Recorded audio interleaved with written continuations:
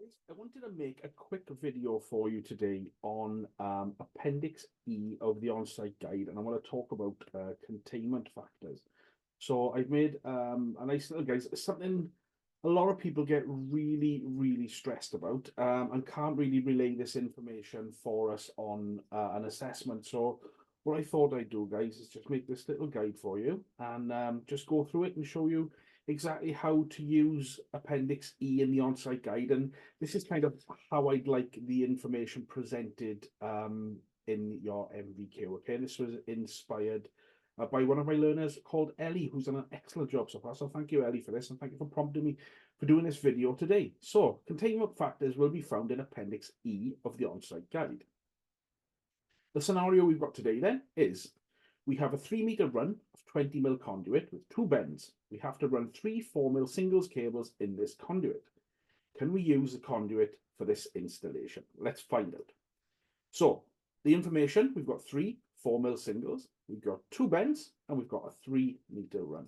Okay, so what we need to do is look at table E4.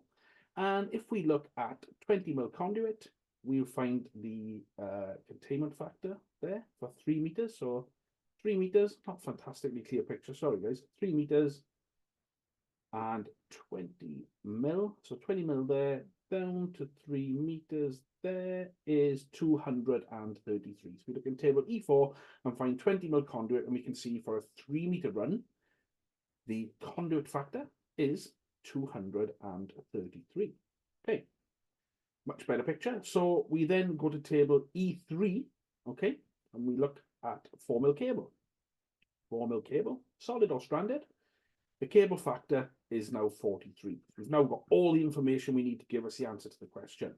So we do the calculation. 43, the cable factor from table E3, multiplied by 3, because obviously there's 3 cables, equals 129. 129 is less than 233, what we found in table E4. Therefore, we can use the 20 mil conduit as our containment for those 3 4 mil singles cables. Okay, guys, that is it. That is easy peasy, isn't it?